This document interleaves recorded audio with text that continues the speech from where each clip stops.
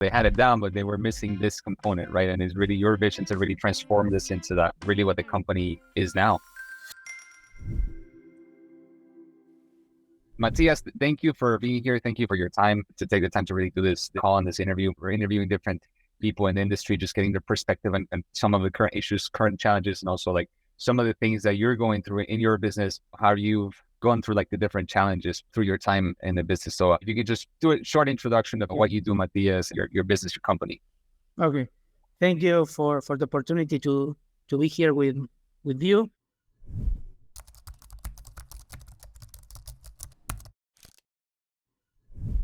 My name is Matias Pesce. I'm the CEO of Vida y Estilo restaurant group. This is a restaurant group that we are moving now to hospitality group. We are in the transformation process. My group has around 29 restaurants and 3 property, 2 hotels. Most of our business is located in South Florida and also in Las Vegas, Nevada. We are around 2,000 employees today. We're happy to be here.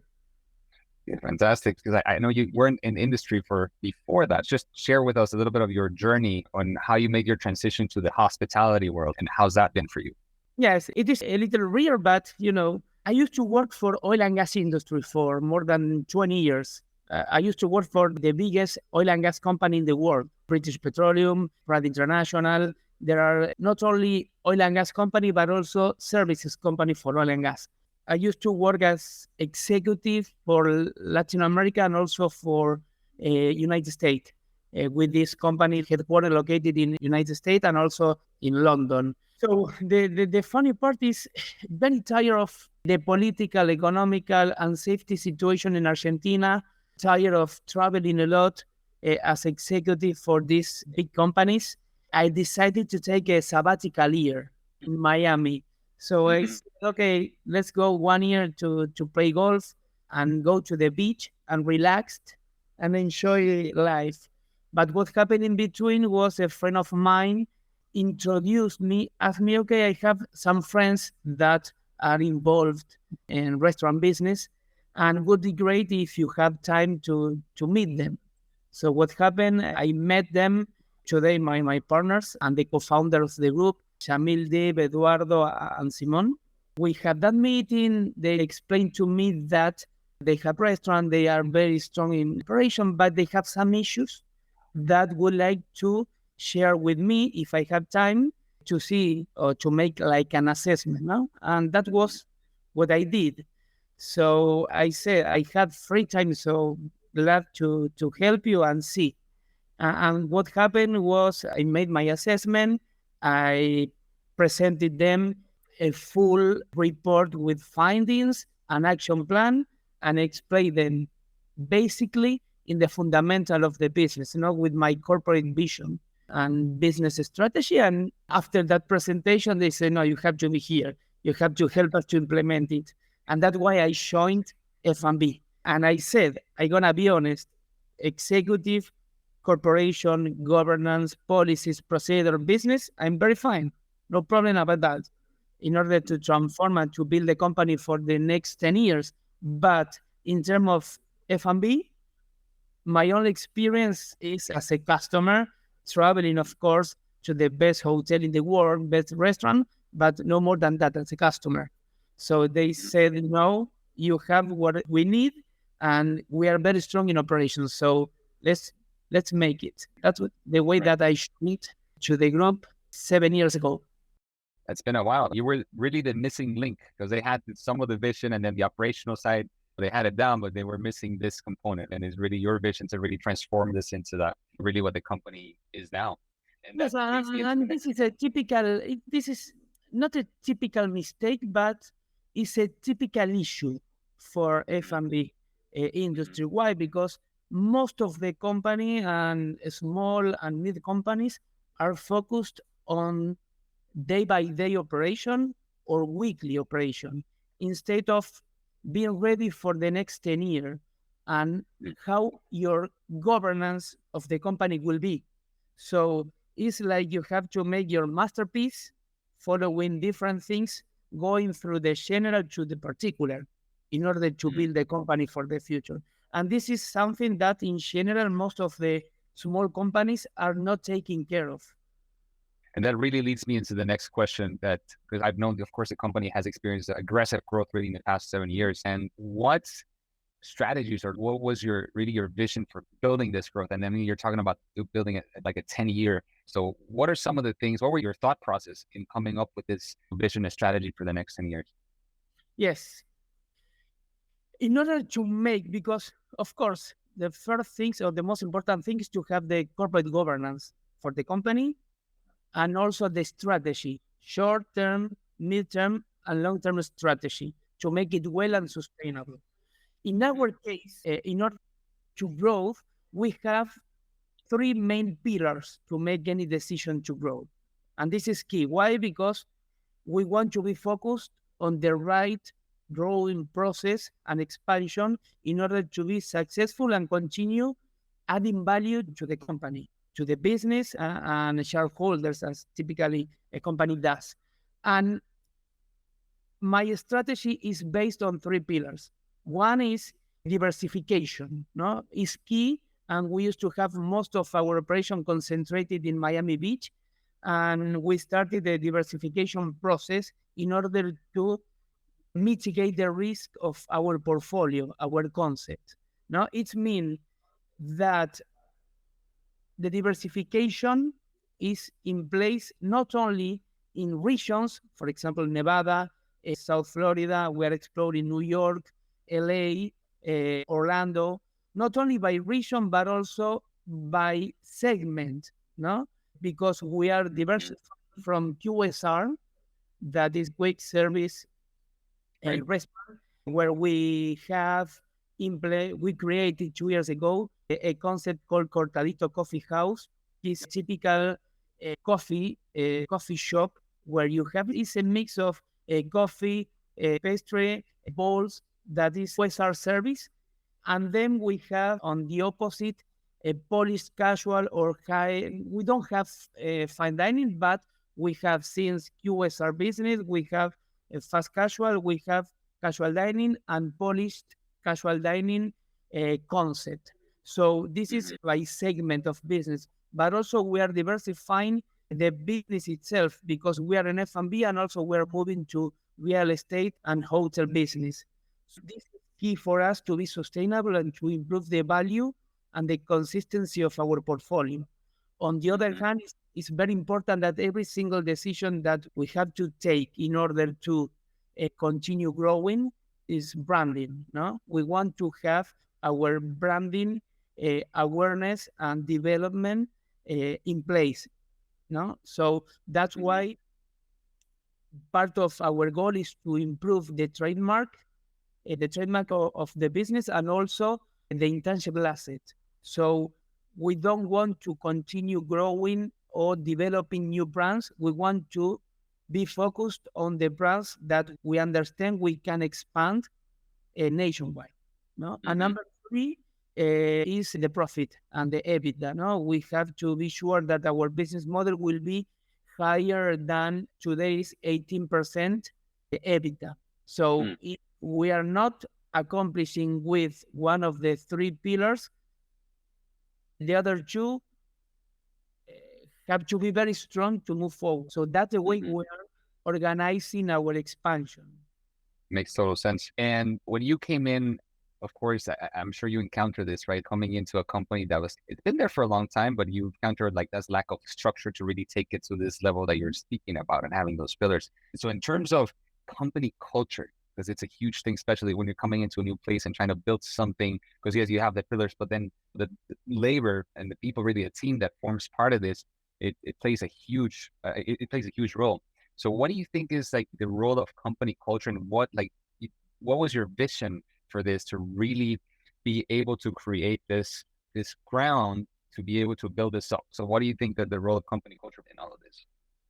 This is a very important element, not only for Vida y Estilo, but also for the entire industry, because and it is our main challenge today, no? Because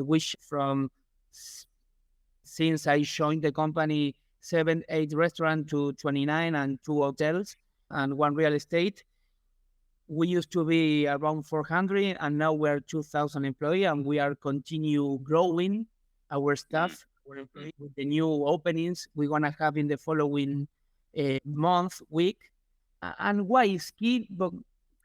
Because it's very important to understand where you want to be and where are you now. Of course, we are trying to attract the best talent possible, but sometimes this make you a disruption with the existing people, the existing culture. So we are working hard not only with our board of director, HR department, and key leaders to understand it, to be flexible, to receive new talent, new people with new culture, and inject them our culture, our root, and our way to make things. So it's easy, but it's very hard because we are with 2,000 employees and increasing. It's hard to adapt the new talent, new millennials, new generation with a very strong root culture that we have. So Right. we are doing different things in order to make this integration as better and effective possible. No. And how would you describe that culture, like in the company? Our culture is a very family culture, no, because our co-founders started the business as friends in 1996. Then the other co-founders joined them in 1997, and since that, they have been working with friends and families. And that's the way that the company started. So very friendly and family. Them with a very strong Latin roots because the co-founders are from Mexico and from Cuba. So those are two very strong elements of our culture. And number three is the passion for the excellence and also for the services and experience. Now we are very focused on that. Those are the three cultural elements strong that we want to transmit because we want to be a very strong group in hospitality, but showing and representing all the cultures, international culture, basically late Latin, and every single concept that we represent in our restaurants. For example, we are from Mexican, Cuban, Italian, Japanese, and American. So we want to make in all of them our Latin twist in the restaurant and concept we represent. And that's definitely a And let me challenge. complete, yes, let me complete the sentence. Of course, teamwork, respect, and excellence, as I mentioned before. No, it's definitely a challenge. I've experienced it myself too, coming into when where we transition from I was part of an acquisition also, and then acquiring a new company, restaurant group, and then trying to integrate those two cultures was very difficult because it was different. And so we had these ideas, but then coming in to reinforce these new ones, it took a long time. And it's just repetition and just leading by example. That's what I found. No, and also the change management is key in this process, no? Because you have a very successful background with the imagine that we have a very strong leadership staff in our group that have been working for 10, 15, 20 years in order to make them be flexible because there are two things. We have two different things. One is to continue being successful as we have been doing till today, but also to adapt new practices, new vision.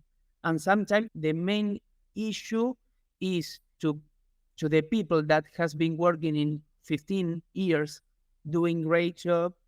It's hard for them to understand a new position or a new way to do things effectively. So they are maybe you have people that is more adapt to take risk, implementing new things, and being open to new vision to make decision. So that is the most difficult part, no? With when you have a very strong leadership with more than 10, 15 years with the group. Right.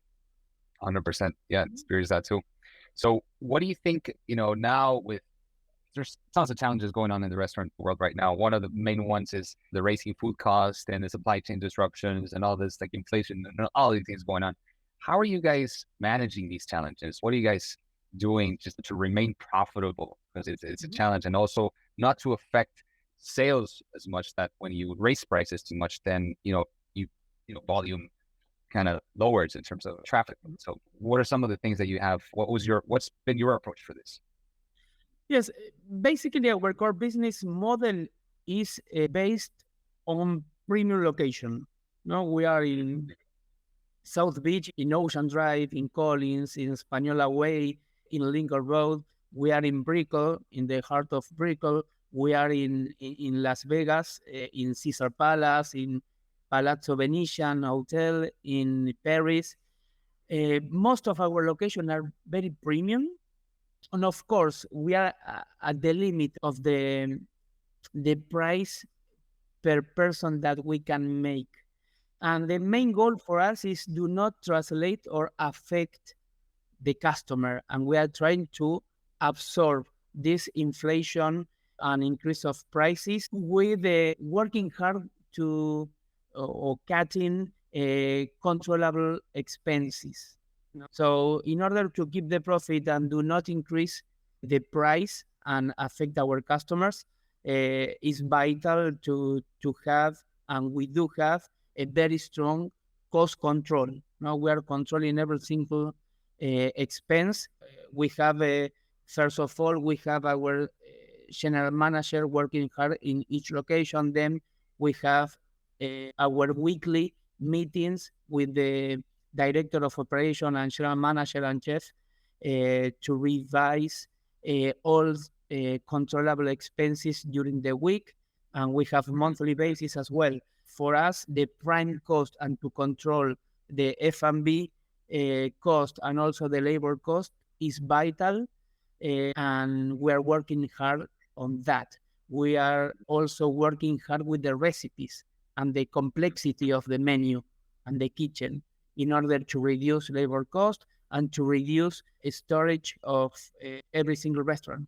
So we have in our system the recipe of all the F&B um, menu items we have. So we have some report where we are checking efficiency, no? And how much was the cost actual versus theoretical in order to make the adjustment.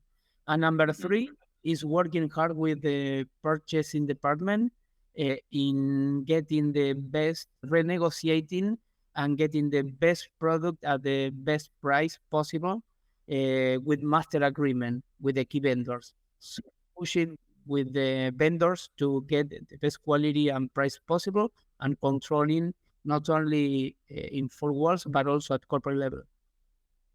Yeah, yeah. And that also goes into my next question, right? Because you're talking about, of course, prime locations and being able to drive that traffic. And here, marketing plays a big role. And especially for restaurants, I think marketing is a very important component that sometimes many restaurant owners fail to recognize. And I think that's what you were talking about at the beginning, and that could become an issue of smaller operators thinking that, okay, focus on the preparation, and they've missed the big picture that to get them to the next level of growth, for example, marketing plays a huge part of this, and it's a big component of it. What do you think, what's your opinion on this and on the role that marketing plays, and why do you think many restaurant owners or operators fail to really give the importance of investing in marketing for restaurants? Because you see it in other industries, they're like, yes, they invest a ton in marketing, but in restaurant industry, many operators they invest the minimum really. So Yeah, but it's a mentality mindset because if you are not thinking big, you're gonna have issue because every single cent that you will expend will be less money that you have, and it is wrong because if you are thinking that if I invest in marketing or in staff or talented people, I gonna receive less money at the end of the month. It's wrong. It's a very short mentality. So in going to your point, for us, marketing is vital for our business. No, the challenges are huge.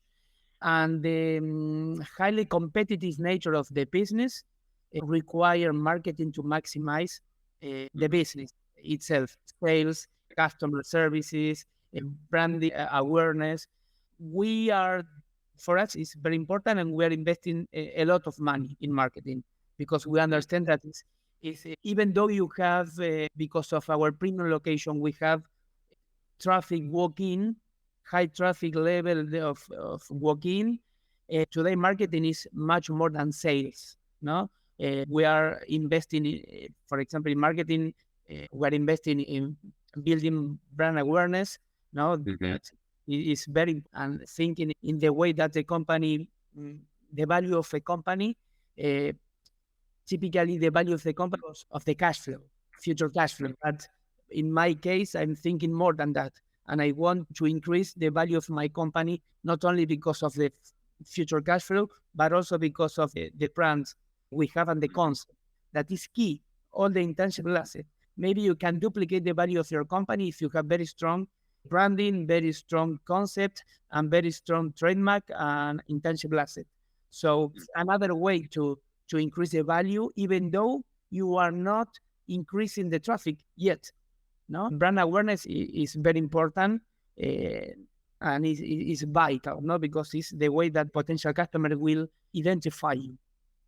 Then, of course, we have, in order to attract and retain customer, we are investing money in digital marketing. No, digital marketing, in order to be exposed in different channels, social media, online advertising, email marketing, SEO. At the end, all the different strategies are based on branding and increase traffic, and traffic equal to sales. We're working hard with the off-premises business. Now we understand that, and we know very well, and it was proven that after pandemic, the off-premise has accelerated the processes. And today, even though we are not talking about maybe 50, 60% of the revenue from off-premise, we are talking about maybe today around 25, 30% of the sales from off-premise. So we're working for that. And reservations, different reservation platform, online reputation. There are a lot of things, comments, engagement of our customers. There are a lot of tools that you have to be in order to understand not only the profile of your guest, also what are you thinking about you. And this is a way to connect where you want to be and what is the perception of your customers. So there are many ways to use marketing. Today is a vital element for any company, any group. Because it's not one thing like you're saying. It's not just one thing that you did marketing. You know, many people's like, hey, why do we invest when you're doing marketing? Okay, yeah, let me just invest in ads, or let me just invest in this. What's the right channel? What's the right strategy? It's everything. It's really what you're talking about, right? No, also, very, yes. To explain it, I need more time. But it's from the value of the company to the perception of our guests. In between, you have many points to be developed, and of course, most of them are sales oriented. And no, 100%, and that's exactly been my experience. And I've also seen like successful restaurants being able to like implement these things that you're talking about. And what do you think in terms of if you were to throw a number, just because I've spoken to, of course, many restaurant operators, and many of them, the ones that I'm talking about, they're not really willing to invest in marketing. They say, oh, okay, I do a very small percentage of sales. So they don't even have a percentage. They don't have a percentage figured out. What do you think? And I know it varies because when you're opening a restaurant, that might be higher, right? But what would you say if you were to throw a number, like what percentage would you invest in marketing?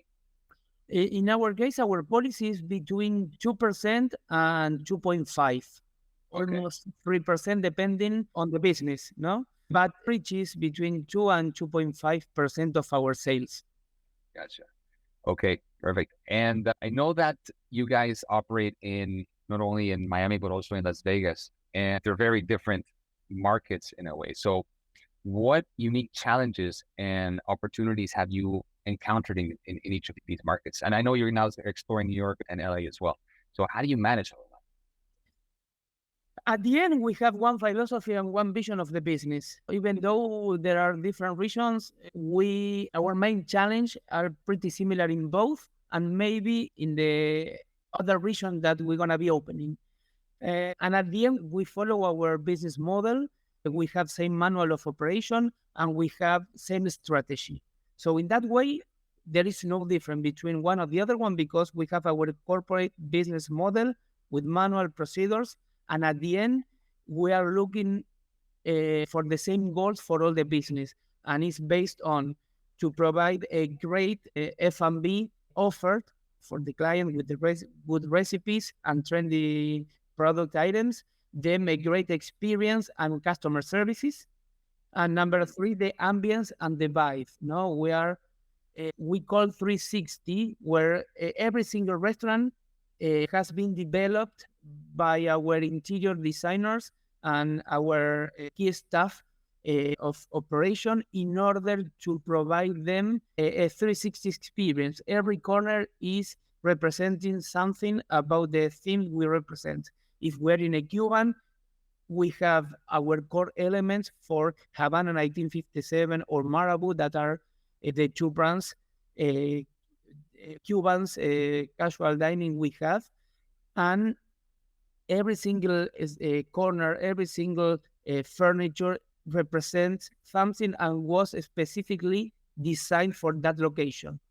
So we are following the three drivers I mentioned in order to do business.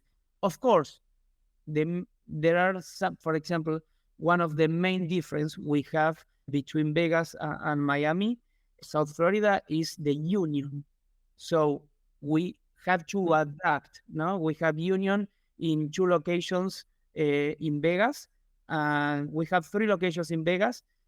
Two of them are with union, and of course, the impact in European is very strong. So we have another business model for union operation, but those are the main difference between operation in South Florida and Vegas, and maybe New York and Washington. The union is the only difference. The rest, we have to follow the same business model. Of course, there are some particularities. For example, if you are in Vegas, we are located in three big hotels, no? Ibis Hotel, Caesar Palace, and Palazzo Venetian, where we have around every restaurant has around 4,000, 6,000 rooms.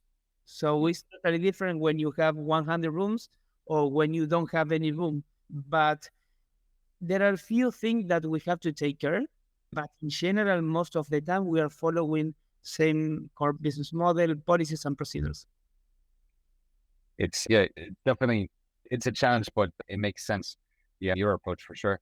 Just wanted to understand also, because we're talking about these things with operations and different markets. Now the restaurant industry, I think, experienced an aggressive, really just it's evolving quickly now.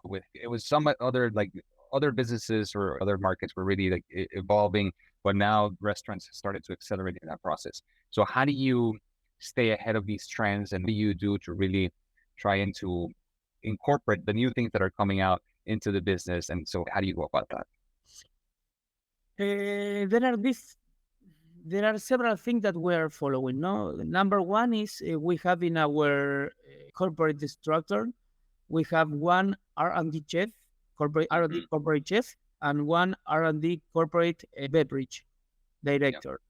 So we have two profile, very creative in each business, F&B, and they are taking care of every single event, every single training, visiting and traveling around the world to identify the trends of the industry. On the other hand, we have a very strong platform where we have all the statistic and big data of the industry. We have this platform is nationwide, and we have the most trendy item, the recipes.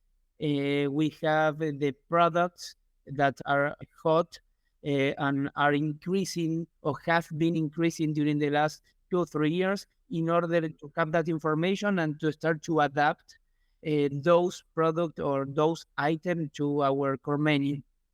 And how do you integrate? Because there's just a lot of course, that this data is super important to look at. But in terms of customer feedback, because I know that's also super important for restaurants, how do you incorporate customer feedback in your decisions for operations and what you guys do? In general, we have first the point of view of our R&D chef, director of the beverage program. Then we have advisors because we hire most of the time during the year for different concept expert from Italy, for example, for our Italian concept. From For sushi, we hire people from Japan or from different area where they have been working hard to develop, and it's trendy, of course, to adjust and to revise our proposal.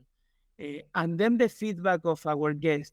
We are taking care, and every 3 months, between 3 and 6 months, we are doing a menu engineering. And of course, technology for us is very important. And we have all the information about our guest. So every single menu will be revised on every quarter or every 6 months in order to see what are the best items we have, what are the ones that we are not selling, what are our core menu or our core items in the menu in order to remove, adjust, to add new trends or new trendy options for our guests. At the end, we have our database where we have in 1 minute the top 10 items for every single restaurant per day, per hour, per since open. So we have a very strong database to identify opportunities, to improve the ones that are our best sellers, and to remove the ones that are not very well accepted by our customers. So the combination of all of that make us to be in the point where the customer would appreciate our proposal. No?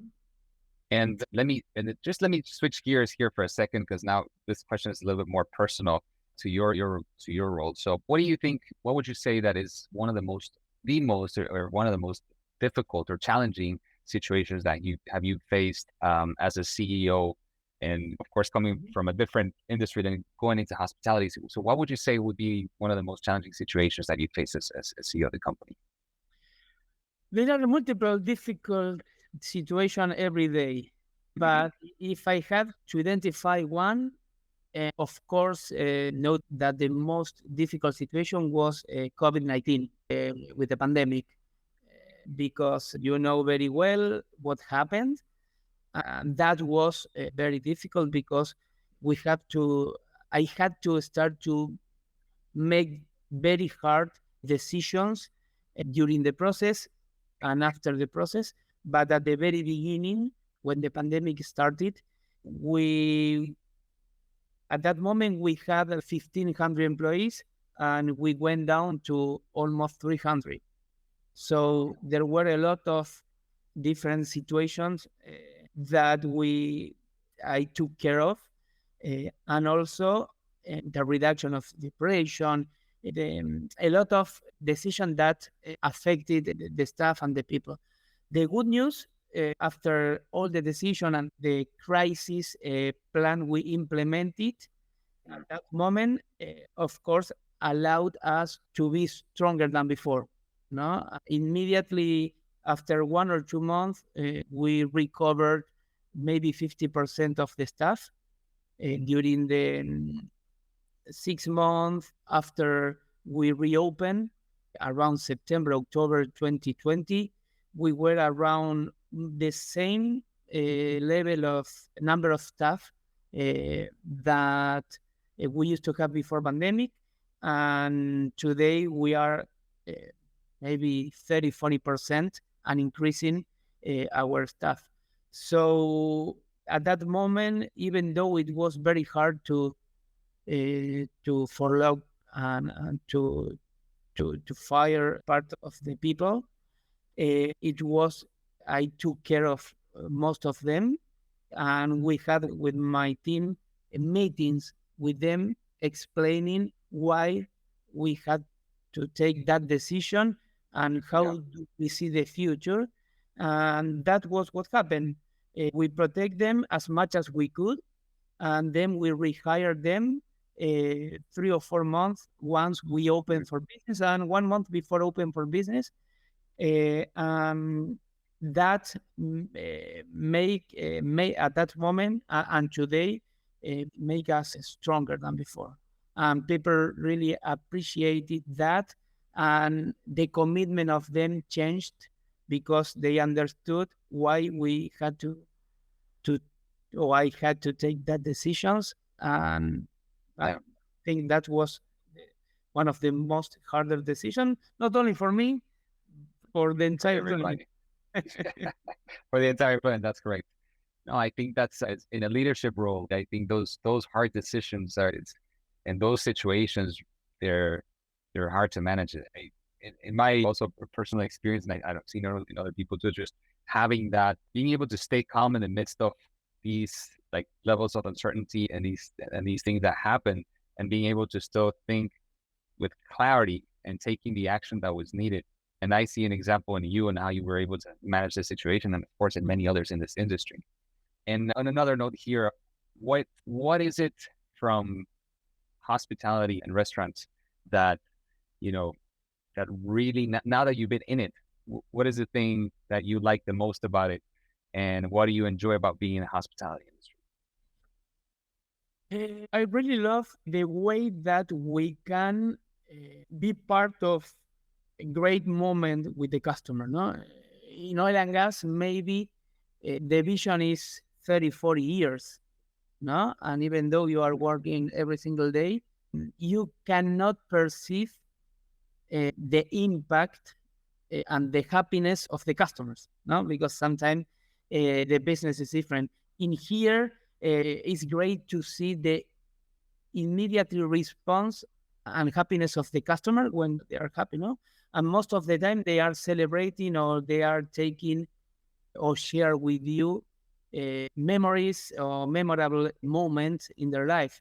And of course, because we are located, and this is one I like the most, because we are located in very touristic areas, it's great to have that energy, because most of the people are visiting us in vacation. So it's, even though we are working hard, you can see, you can feel that you are enjoying vacations with them. No, the way that we can make a special a moment with the people, and that response is really good. No, because at the end, we are not selling food, we are not selling drinks. We are trying to provide them an experience, a place where they can enjoy and repeat, of course, great moments. So that is the main goal in Vida y Estilo, not to be part of that moment. Because at the end, you can buy food in the supermarket, you can buy food in every other place, but at the end, the idea is to be relaxed and enjoy an experience, and also with great food and great drinks. No? But the ambience and the total experience is great. And it's good to have visitors that are from Europe or from any other country, and every year they come 1 or 2 and they share with you all. We come here every single year. We visit Miami or we visit Vegas. We love it. So it's really good. Yep. I think I share the same passion as you do. And I think that's why I'm still involved in it in a different way, but in the marketing side, but I'm still involved in it because it's really, for me, it's building those connections, right? It's building those connections with people and creating those experiences and creating memories, right? Because that's really what lasts and that's what stays with you. An amazing experience at a restaurant, you'll remember it for years. And then also, of course, the people that you're there and the people that are there to help create that experience. Yep. That's why it's such a beautiful business. It's tough, but it has it has these things that I think that's why everybody stays in it.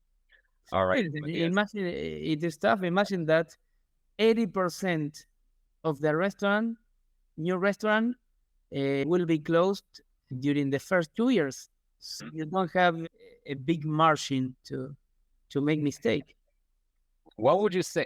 That's an interesting. I didn't really have this question planned, but that's an interesting question. I always ask. What would you say to starting restaurateur? They're trying to do a restaurant. When they ask me, I'm like, don't get into it. I know what it takes really to build a restaurant and how hard it is. But again, I think this passion that people in the industry have, they just ignore all those odds and they just go for it. So what is your take on that? What would you say to somebody that's just starting out and they're like, hey man, I want to start a restaurant? And my advice is you have to be very passionate about the F&B to start this business, because really this business looks like very easy to start to do business, but it's very hard to make it well, because you have 100 variables, different variables that may affect your business in different way. You have to have a background other than passion to make it well. Otherwise, it's very difficult to understand the business, to understand the drivers, to understand the way that you have to control your business in order to be successful. Looks like simple, but most of the time, if you are not thinking in a big business, restaurant business, and you want to have only one or two, at the end, 1 year after, most of the people are very tired, and it's a very hard work to keep the business going. So most of the time, even though we are doing well, it's hard to find the team to make it well without you. So this is one of the most important things. If you're thinking very small, you're going to be working harder than your staff to make it well and learn every single day. But if you're thinking in big, you have to work hard in order to stabilize the business, the vision, and also the operation. We have this issue with every single location we open. We have been opening during the last 6 months, 5 new restaurants.